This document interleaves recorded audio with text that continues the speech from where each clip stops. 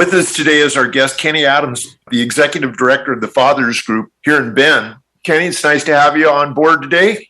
Thanks for having me on the show. I really appreciate it. You bet. I'd like to give a little context to our listeners. Why don't you give us some of the high points of your inside story? In June of 2020, when the George Floyd murder happened and we had the large March for Justice in Central Oregon, I joined that march. And that's where I was introduced to a lot of the gentlemen in the Fathers Group. And that's actually how I linked up with the Fathers Group and started doing a lot of volunteering.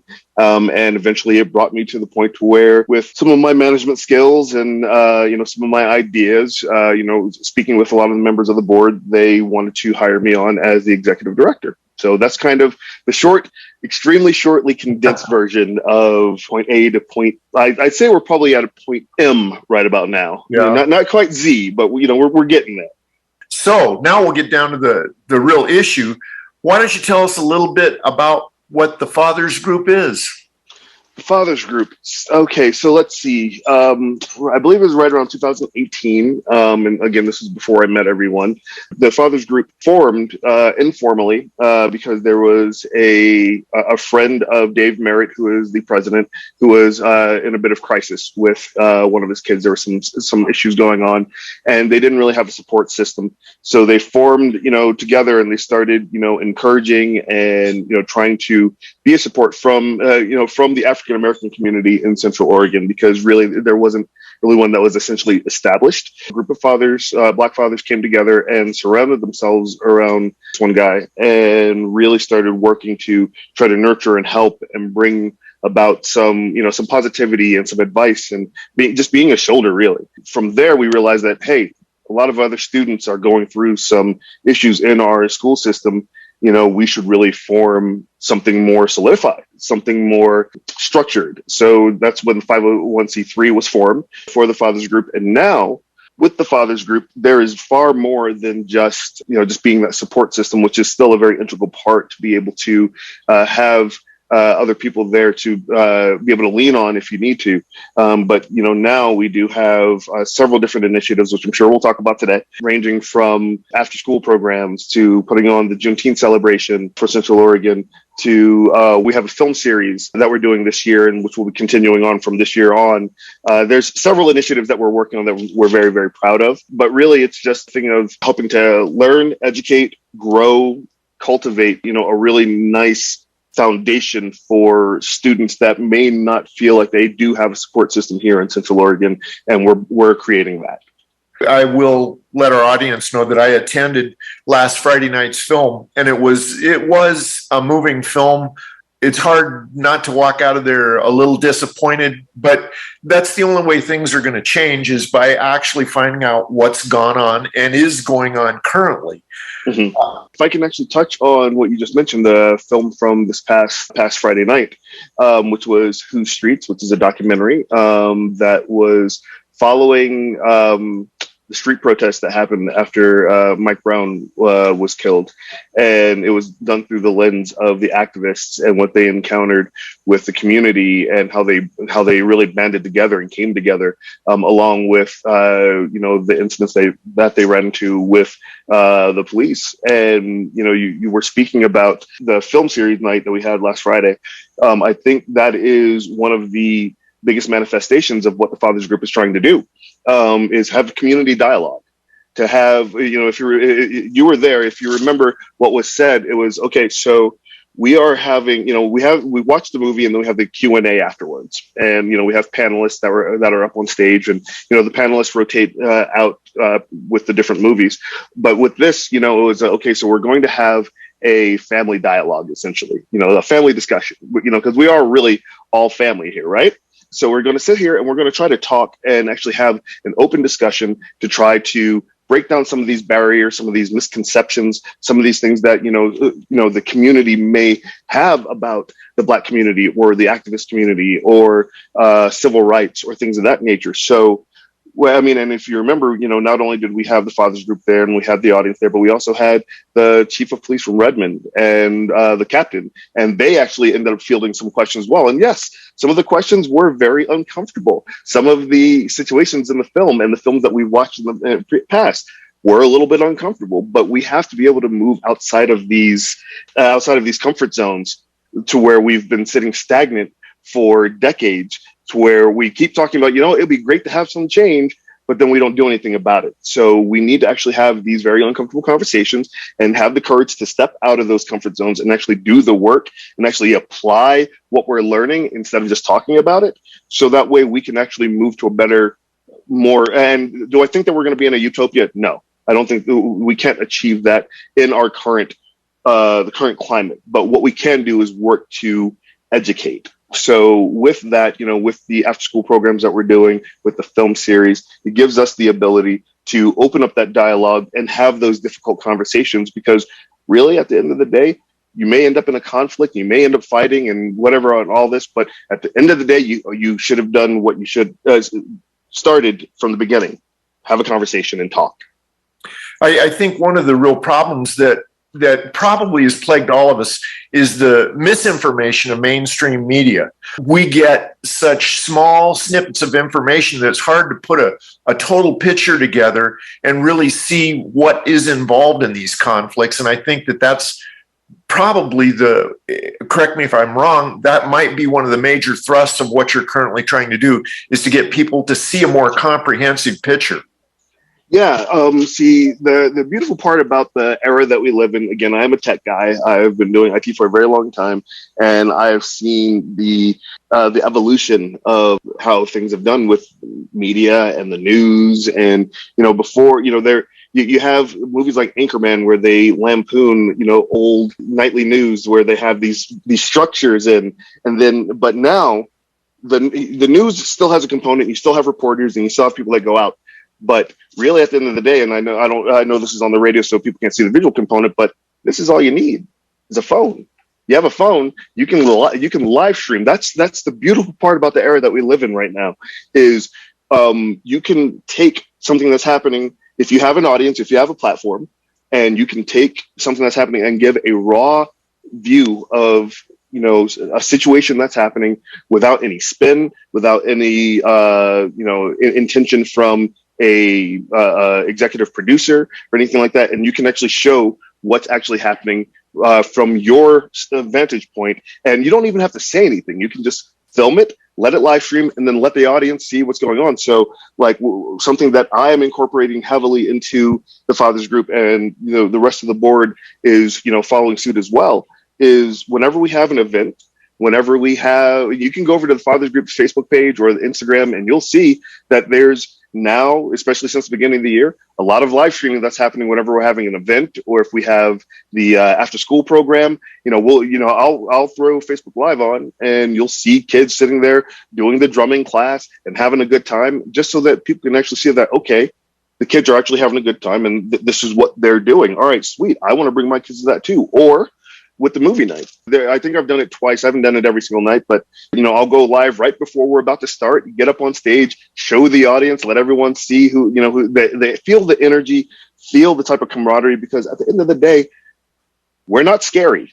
It's really a thing of we're trying to have good conversations and actually bring people together, because ultimately, if you want to talk about the good old days, people would always say, Dad had good stories. Dad would be able to bring people together and, get people talking. Well, I mean, that's what we're trying to do. We're just trying to use these new techniques and new technologies to help people see the reality of what it's like to be BIPOC in the community, as well as show that, look, we are contributing something good, something nurturing for the people in the community.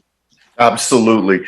There were a lot of high points in the movie for me in terms of what media did expose, but and I'm going to put in a brief plug for KPOV, because pictured in that film was Amy Goodman of Democracy Now! And we carry that program. And I think that is, a hallmark of where we are today. You need to check your sources. You need to make sure that what you're hearing and seeing makes sense. And I think that's the aim of what you're doing. I also attended the Juneteenth event. And, I think a lot of Americans have no idea what Juneteenth is. Can you give us a brief description of what Juneteenth is? Yes. Juneteenth is also known as Celebration Day. This is the day that ultimately the message that was carried over that that slaves were free was delivered, June 19th. And this is the celebration day. This is the day where we actually celebrate. All right, fine, we finally have our liberation. And what we're doing with the Fathers Group with Juneteenth. I'm glad you asked this because we put on the Juneteenth celebration for last year. We are in the planning stages for this year coming up. We are very excited. This year, it's more than just one day. We're actually having 2 days for Juneteenth this year. It's going to be, instead of Pioneer Park like we had last year, which was, again, a phenomenal event. I had a lot of people come up to us and mention how for a first time event, how big it was and how joyous it was and how educational it was for a first event. They were really surprised. Well, they don't know what's coming this year because this year we're not doing it at Pioneer Park. We're doing it at Drake Park. And it's going to be 2 days, the 18th and the 19th.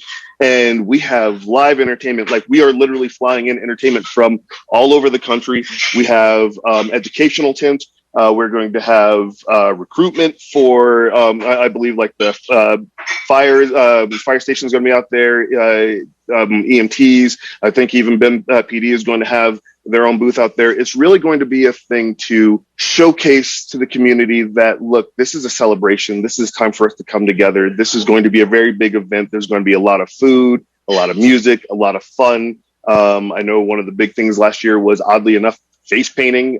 So I think we have like 2 booths for that set up. We have a really good event planned. It's coming together nicely. We did the walkthrough where everything's going to be at the park this past weekend.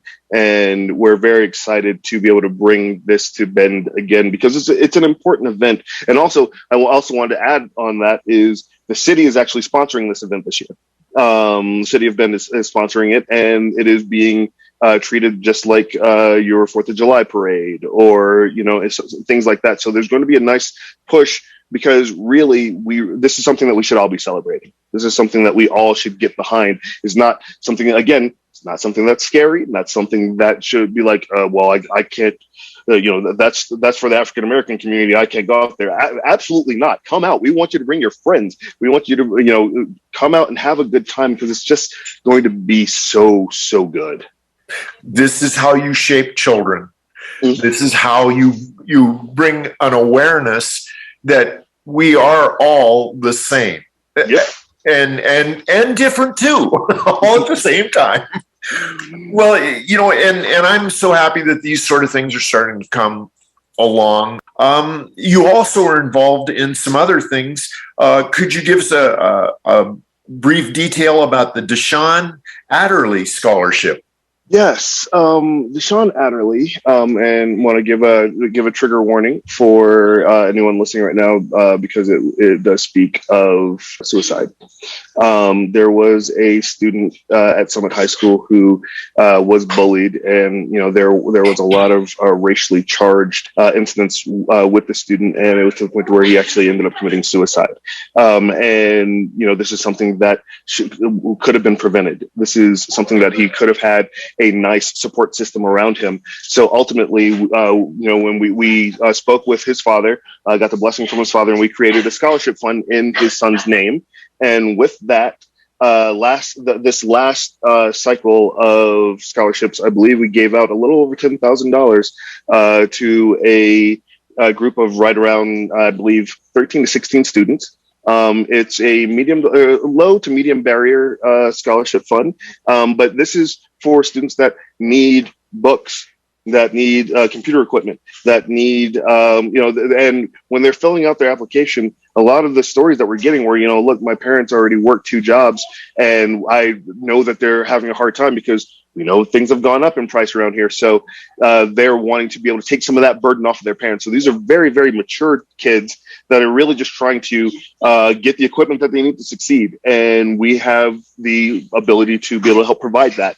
So being like good fathers, we want to be able to help bring about that education. So we were able to, we put that together, and we have our next cycle coming up, I believe, later on this year. Very excited about that as well. Excellent. Yeah, I was going to say anything that furthers education, in my opinion, is well worth the cost, no matter what it is. Mm-hmm. The one talking point that I've avoided up to now, because I'm a little afraid to take a crack at pronouncing it, the after-school program. Ujima. Yes. Ujima. Okay, so Ujima, that is a Swahili word. Ujima means collective work. The Ujima after school program, we actually had our educational subcommittee meeting earlier today to talk about the next semester. We're very excited. We have some amazing things planned. This is the semester that we're in right now is our second semester doing it. And we've had teaching Swahili classes, which I actually helped teach that class. We have music production, where the president of the Fathers Group, he taught writing lyrics and, a little bit of, tying that to music. We've had health and wellness that talks about taking care of our hair and, skincare and, my body, my choice. We also went through and I'm trying to think of one of the other ones that we had.